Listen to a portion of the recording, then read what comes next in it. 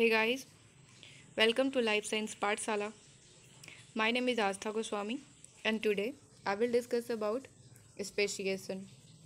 Speciation evolution का एक topic है and CSIR life science examination में इससे क्वेश्चन आते हैं। सो आज मैं स्पेशिएशन डिस्कस करने जा रही हूँ। तो चलिए स्टार्ट करते हैं। सबसे पहले बात करते हैं स्पेशिएशन की इंट्रोडक्शन की। तो देखते हैं स्पेशिएशन होता क्या है। फर्स्ट पॉइंट है speciation is the formation of one or more new species from an existing species. मतलब स्पेसिएशन एक प्रोसेस है जिसके थ्रू एक एग्जिस्टिंग स्पेसीज से एक या एक से अधिक न्यू स्पेसीज बनती हैं। सिंपली बोलूँ तो एक स्पेसीज से एक या एक से अधिक डिफरेंट टाइप के स्पेसीज का बनना ही स्पेसिएशन है। ठीक है। सेकंड पॉइंट है speciation occurs when a group within a species separate from other members of its species and develop a new characteristics। मतलब speciation तब होता है अगर एक स्पेसीज का कोई ग्रुप है, दैट मीन्स अगर एक स्पेसीज का कोई पॉपुलेशन है और उस पॉपुलेशन से कुछ इंडिविजुअल्स वहाँ से उस ओरिजिनल पॉपुलेशन से माइग्रेट करके किसी अदर प्लेस पे जाते हैं और वहाँ के अकॉर्डिंग, उस एनवायरनमेंट के अकॉर्डिंग खुद में ऐसा कैरेक्टर इवॉल्व कर लेते हैं जिसकी वजह से अब वो एक न्यू स्पेसीज कंसीडर किए जाते हैं। तो इस प्रोसेस को हम कहते हैं स्पेशिएशन। ठीक है। थर्ड पॉइंट है there will be no gene flow. मतलब स्पेशिएशन में जीन फ्लो नहीं होता। सिंपल सी बात है, अगर कुछ इंडिविजुअल्स ओरिजिनल पॉपुलेशन को छोड़ करके कहीं और मूव कर जाते हैं और अब वो अपने ओरिजिनल पॉपुलेशन के इंडिविजुअल्स के कांटेक्ट में नहीं आते हैं तो जीन फ्लो नहीं होगा, क्योंकि उनके बीच में रिप्रोडक्शन नहीं होगा। और जीन फ्लो तब होता है जब रिप्रोडक्शन होता है, तब उनके पेरेंट्स से उनमें जीन आते हैं। ठीक है। फोर्थ पॉइंट है it is a type of divergent evolution. मतलब स्पेशिएशन जो है ये डाइवर्जेंट इवोल्यूशन का एक टाइप है। मतलब स्पेशिएशन में डाइवर्जेंट इवोल्यूशन होता है। ठीक है। जैसे डाइवर्जेंट इवोल्यूशन क्या होता है, एक चीज़ का डाइवर्ज होना डिफरेंट टाइप में। जैसे एक स्पीसीज डाइवर्ज होकर एक या एक से अधिक डिफरेंट टाइप की स्पीसीज बना रही है तो इसको डाइवर्जेंट इवोल्यूशन में कंसीडर करते हैं। ठीक है। तो अब बात करते हैं हम कि स्पेशिएशन को कौन कौन से फैक्टर्स हैं जो कि इन्फ्लुएंस करते हैं। ऐसे कौन से फैक्टर हैं जो कि अफेक्ट करते हैं स्पेशिएशन को, या फिर किन फैक्टर्स की वजह से स्पेशिएशन होता है। तो फर्स्ट है नेचुरल सिलेक्शन, सेकंड है mutation, third recombination, fourth genetic drift, fifth है पॉलीप्लॉइडी एंड सिक्स्थ है आइसोलेशन। मतलब ये ऐसे ऐसे फैक्टर्स हैं जो कि रिस्पॉन्सिबल होते हैं स्पेशिएशन के लिए। ठीक है। अब बात करते हैं स्पेशिएशन की टाइप की। There will be 4 type of speciation. First one is allopatric, second is peripatric, third is parapatric and fourth is sympatric speciation. ठीक। तो अब हम वन बाय वन सारे टाइप को डिस्कस करते हैं। फर्स्ट है एलोपैट्रिक स्पेशिएशन। एलो का मतलब होता है अदर एंड पैट्रिक का मतलब होता है नेटिव लैंड। डेफिनेशन क्या है, एलोपैट्रिक स्पेशिएशन आकर when a new species forms from an existing species due to geographic barrier. ये इम्पॉर्टेंट है, जियोग्राफिक बैरियर। जो एलोपैट्रिक स्पेशिएशन होता है वो जियोग्राफिक बैरियर्स की वजह से होता है। ठीक है। जियोग्राफिक बैरियर क्या होता है, जियोग्राफिक बैरियर का मतलब जैसे कि रिवर का फॉर्मेशन होना, किसी रीजन में रिवर का फॉर्मेशन हो जाना, माउंटेन का फॉर्मेशन हो जाना, ये जियोग्राफिक बैरियर्स हैं। अगर मैं बोलूँ फॉर एग्ज़ाम्पल इसको समझा कैसे जा सकता है, तो हमें पता है कि इवोल्यूशन में बहुत ज़्यादा टाइम लगता है। इवोल्यूशन एक टाइम टेकन प्रोसेस है। तो समय के साथ किसी रीजन पे रिवर आ जाती हैं, मतलब कि कोई रीज़न है वो डिवाइड हो जाता है क्योंकि उनके बीच में रिवर आ जाती है। और समय के साथ माउंटेन डेवलप होते हैं।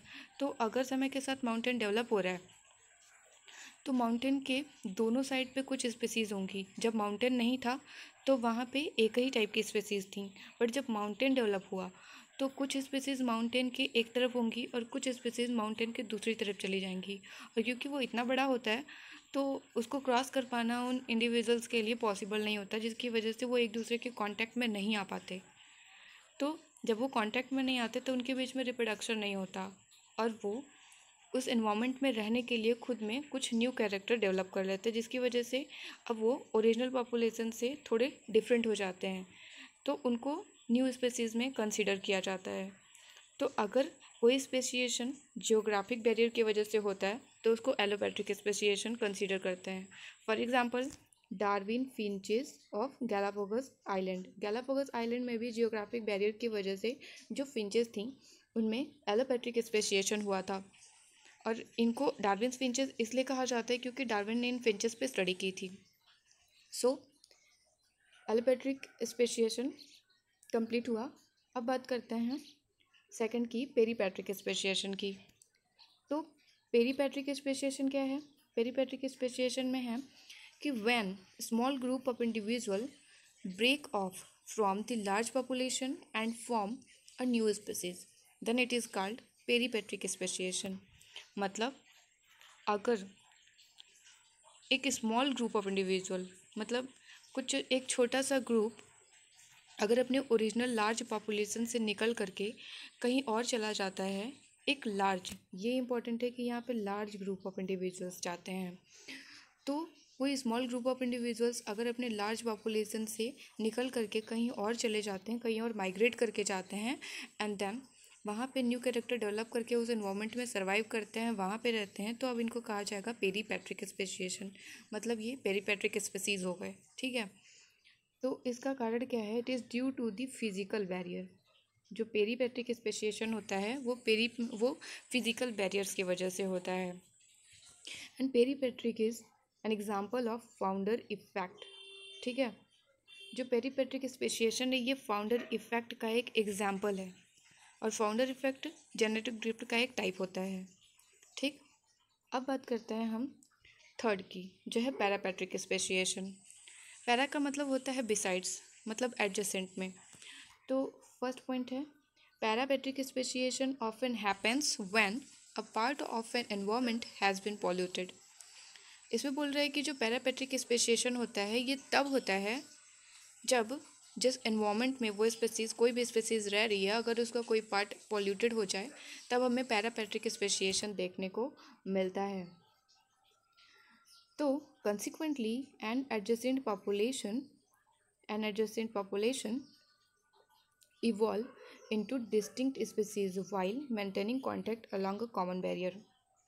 Consequently क्या हो रहा है कि एक न्यू स्पेसीज एडजेसेंट पॉपुलेशन, एक एक मतलब जो हमारा ओरिजिनल पॉपुलेशन है, पॉल्यूशन की वजह से जो एनवायरनमेंट पॉल्यूट हुआ उसकी वजह से एक ओरिजिनल पॉपुलेशन के एडजेसेंट न्यू पॉपुलेशन इवॉल्व होगी, जो कि ओरिजिनल पॉपुलेशन से कांटेक्ट मेंटेन करके रखेगी। मतलब कि जो पॉल्यूटेड कुछ कुछ इंडिविजुअल, जब जब एनवायरनमेंट पॉल्यूटेड होता है तो कुछ इंडिविजुअल, कुछ स्पेसीज ऐसी होंगी जो कि उस पॉल्यूटेड एनवायरनमेंट में सर्वाइव कर सकते हैं, जो टॉलरेट कर पाएंगी उस पॉल्यूटेड एरिया में।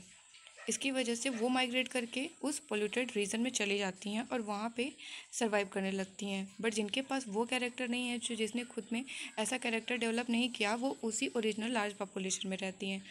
तो इस लाइन का मीनिंग यही है कि जो न्यू पॉपुलेशन निकल के जाएगी वो अपने ओरिजिनल पॉपुलेशन के एडजेसेंट ही होती है, ठीक है, और उनका ओरिजिनल पॉपुलेशन से कांटेक्ट भी मेंटेन रहता है, लेकिन उनमें रिप्रोडक्शन नहीं होता, ठीक। So we can say that parapatric speciation occur when a population of a species enters into a new niche or habitat। हम कह सकते हैं कि जो पैरापैट्रिक स्पेसिएशन है ये तब होता है जब a population of a species enters into a new नीच और habitat.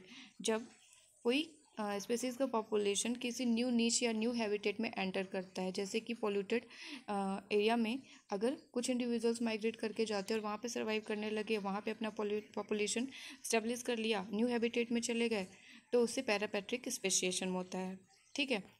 And it is due to the reproductive isolation.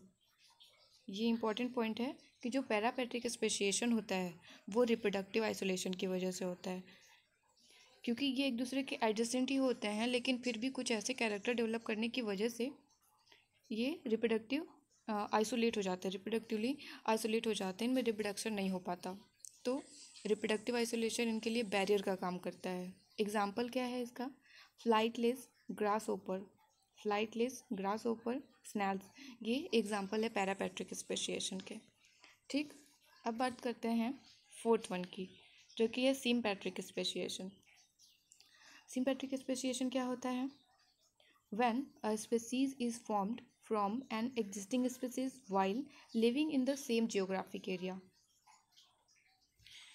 Sympatric speciation तब होता है, मतलब एक न्यू स्पेसीज तब बनती है अपने एग्जिस्टिंग स्पेसीज से जब वो सेम जियोग्राफिक एरिया में रह रहे होते हैं। मतलब सिम्पैट्रिक स्पेशिएशन बाकी तीन स्पेशिएशन के टाइप से बिल्कुल डिफरेंट है।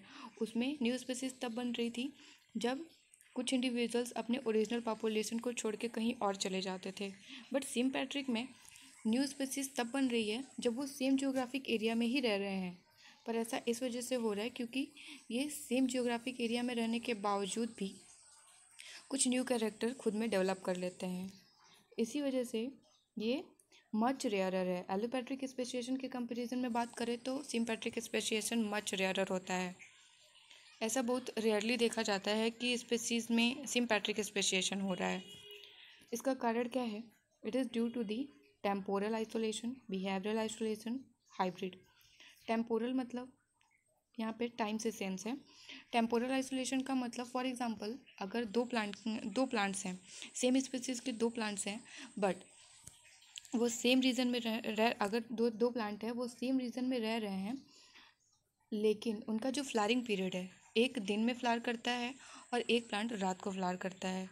तो जब दोनों प्लांट फ्लावरिंग टाइम अपना अलग कर रखे हैं तो कभी भी उनमें पॉलिनेशन नहीं होगा, और जब उनमें पॉलिनेशन नहीं होगा तो रिप्रोडक्शन नहीं होगा, जिसकी वजह से उनकी ऑफस्प्रिंग प्रोड्यूस नहीं होगी। तो इस वजह से बोला जाता है कि सेम रीजन में होने की वजह से भी टेम्पोरल आइसोलेशन की वजह से सिम्पैट्रिक स्पेशिएशन होता है। ठीक है, डिफरेंट टाइम में रिप्रोड्यूस करने की एबिलिटी होने की वजह से ये जो स्पेसीज़ है डाइवर्ज होके अलग अलग स्पेसीज़ में डिवाइड हो जाते हैं। सेकंड है बिहेवियरल आइसोलेशन, मतलब सेम रीजन में रहने वाले स्पेसीज़ अगर खुद के बिहेवियर को चेंज कर लेते हैं, अगर उनका बिहेवियर इस टाइप का हो जाए कि वो एक दूसरे के साथ रहते हैं, आसपास रहते हैं, सेम रीजन में रहते हैं, लेकिन फिर भी उनका बिहेवियर एक दूसरे से डिफरेंट होने की वजह से वो एक दूसरे के साथ रिप्रोड्यूस नहीं कर पाते, तो इसको बोलते हैं बिहेवियरल आइसोलेशन।